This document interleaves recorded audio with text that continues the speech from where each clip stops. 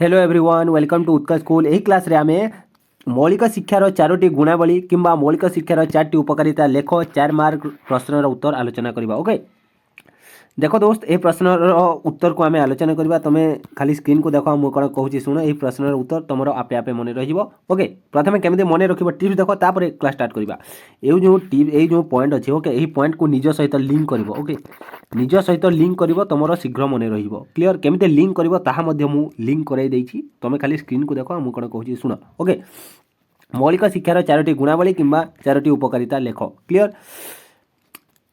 देखो दोस्त ए प्रश्न एमिति भी आसीपारे मौलिक शिक्षार गुणावली लेख 4 मार्क प्रश्न। ओके तार उत्तर मध्य ए जो अछि एटा हेबो गोटिए यार आंसर गोटिए हेबो। ओके शिक्षा जगत को महात्मा गांधी को सर्वश्रेष्ठ अवदान हेउची कोन मौलिक शिक्षा। शिक्षा जगत को महात्मा गांधी को सर्वश्रेष्ठ अवदान हेउची मौलिक शिक्षा।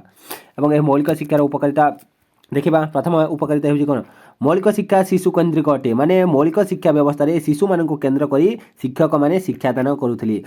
शिशु माने मौलिक शिक्षा व्यवस्था रे केंद्र रे रही थांती आउ विभिन्न ज्ञान अर्जन करथांती। ओके आउ शिक्षक भूमिका को गौण बोली धरा जाय थाई। ओके नेक्स्ट पॉइंट मौलिक शिक्षा व्यवस्था द्वारा प्राचीन संस्कृति और परंपरार सुरक्षा होई पारे। माने मौलिक शिक्षा व्यवस्था माध्यम रे जदि शिक्षा ग्रहण करा जाए ताहेले भारत रे जो प्राचीन संस्कृति और परंपरा रही ताहार मध्य सुरक्षा होई पारे। क्लियर नेक्स्ट पॉइंट मौलिक शिक्षा व्यवस्था माध्यम शिक्षा लाभ कले शिशु भविष्य में सुनागरिक हो पारे। क्लियर मौलिक शिक्षा व्यवस्था रे शिक्षा लाभ कले भविष्य में जड़े सुनागरिक हो पारे।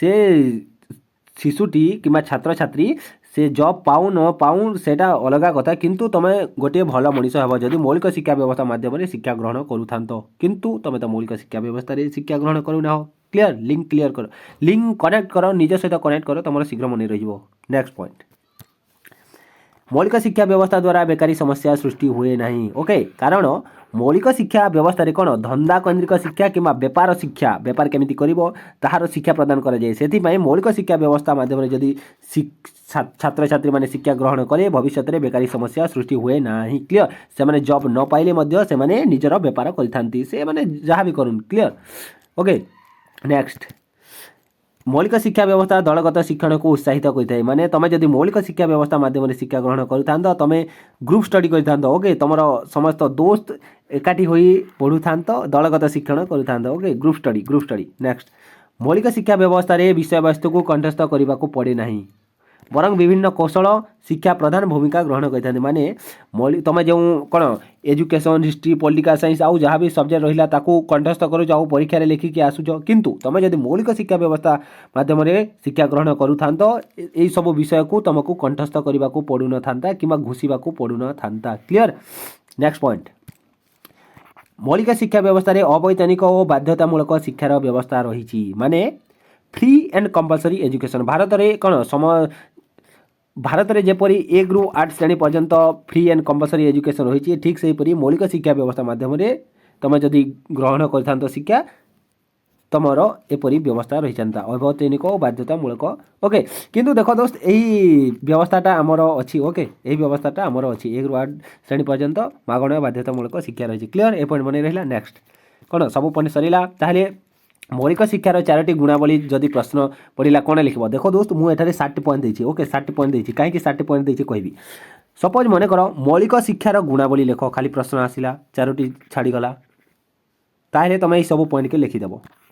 क्लियर ताहले कौन लिख मौलिक शिक्षार जदि 4टी गुणावली लिखा एमती लिख सेकेंड लाइन यही शिक्षार 4टी उपकारिता कि 4टी गुणावली है। ओके जमी प्रश्न देदेव सेमती प्रश्न लिख मु तुमको सब बुझाऊँगी कौटा कन्फ्यूज हेनी। क्लियर ताहले मौलिक शिक्षार 4टी गुणावली प्रश्न पढ़े कौन लिख प्रथम टी हेडलाइन देदेव। ओके शिक्षा जगत को महात्मा गांधी सर्वश्रेष्ठ अवदान होची मौलिक शिक्षा।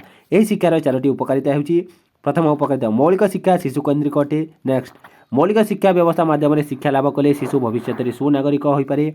नेक्स्ट यही शिक्षा व्यवस्था द्वारा बेकारी समस्या सृष्टि हुए नहीं। नेक्स्ट यह द्वारा प्राचीन संस्कृति और परंपरार सुरक्षा हो पारे। नेक्स्ट देखो दोस्त 4टी पॉइंट लिख जदि 4टी कहला। ओके किंतु मु कहबी तुम जदि यही 60 पॉइंट मन रखीच 4टी जदि प्रश्न पढ़ी भी लिखिकी आसब तुम परीक्षा देकी आसिले कौन कर जानिकी कहल तुम परीक्षा जदि तुम जदि आंसर जानिच प्रश्न उत्तर जानिच आ परीक्षा जदि लिखिकी न आसिल ताहले तुम ताहार उत्तर जानी ना। क्लियर नेक्स्ट ओके ए पॉइंट भल भाव में मन रख। नेक्स्ट ଏଥିରେ ଅବୈତନିକ ଓ ବାଧ୍ୟତାମୂଳକ ଶିକ୍ଷା ବ୍ୟବସ୍ଥା ରହିଛି। ନେକ୍ସଟ, ଏହି ଶିକ୍ଷା ବ୍ୟବସ୍ଥାରେ ବିଷୟବସ୍ତୁକୁ କଣ୍ଠସ୍ଥ କରିବାକୁ ପଡ଼େ ନାହିଁ, ବରଂ ବିଭିନ୍ନ କୌଶଳ ଶିକ୍ଷା ପ୍ରଧାନ ଭୂମିକା ଗ୍ରହଣ କରିଥାଏ। ନେକ୍ସଟ, ଏହା ଦଳଗତ ଶିକ୍ଷଣକୁ ଉତ୍ସାହିତ କରିଥାଏ। କିମ୍ବା ତୁମ ପାଖରେ ଯଦି ଟାଇମ୍ ନାହିଁ ତୁମେ ଚାରୋଟି ପଏଣ୍ଟ ପଢ଼, ଭଲ ଭାବରେ ପଢ଼, ଯେଉଁଟା ତୁମକୁ ସହଜ ଲାଗୁଛି ଆଉ ସେଇଟା ଲେଖିକି ଆସିବ। କିନ୍ତୁ ମୋଟାମୋଟି ଭାବରେ କହିବାକୁ ଗଲେ ମୌଳିକ ଶିକ୍ଷାରେ ଯଦି ଗୁଣାବଳୀ ପଡ଼ିଲା ଏହି ସବୁ ପଏଣ୍ଟକୁ ଲେଖିବ, ପୁରା ଏମିତି କପି ପେଷ୍ଟ କରିକି ଆସିବ। ଓକେ, ଯେମିତି ଲେଖା ଅଛି। ଆଉ ଯଦି 4ଟି ଗୁଣାବଳୀ ପଡ଼ିଲା ତୁମେ 4ଟି ଲେଖିପାର। ଓକେ, ତୁମର ମନ ତୁମେ ଯାହା କରିଛ କର। ଆଉ ଏହି କ୍ଲାସ୍ର ନୋଟ୍ ଯଦି ଡାଉନଲୋଡ଼ କରିବାକୁ ଚାହୁଁଛ ଡିସ୍କ୍ରିପ୍ସନରେ ଟେଲିଗ୍ରାମ ଆଉ ହ୍ୱାଟ୍ସଆପ୍ ଗ୍ରୁପ୍ର ଲିଙ୍କ୍ ଅଛି, ଯାଇକି କରିନିଅ। ଓକେ, ଆଉ ଅଲଗା କ୍ଲାସ୍ ମାନେ ଯଦି ଦେଖିନାହ ତାହେଲେ ଦେଖିନିଅ। ଶିକ୍ଷଣ ନିୟମ ତ୍ରୟକୁ ଉଲ୍ଲେଖ କର, ସବୁ କ୍ଲାସ୍ ଚ୍ୟାନେଲ୍ର ପ୍ଲେଲିଷ୍ଟ ରହିଛି। ଓକେ, ପଣ୍ଡିତ ଗୋପବନ୍ଧୁଙ୍କ ବ୍ୟତୀତ ଅନ୍ୟ 50 କିଏ ସବୁ ଥିଲେ ଉଲ୍ଲେଖ କର, ସବୁ କ୍ଲାସ୍ ଅଛି। ପ୍ରକୃତିକୁ ଫେରିଯିବା ସ୍ଲୋଗାନର ଅର୍ଥ କ'ଣ? ଓକେ,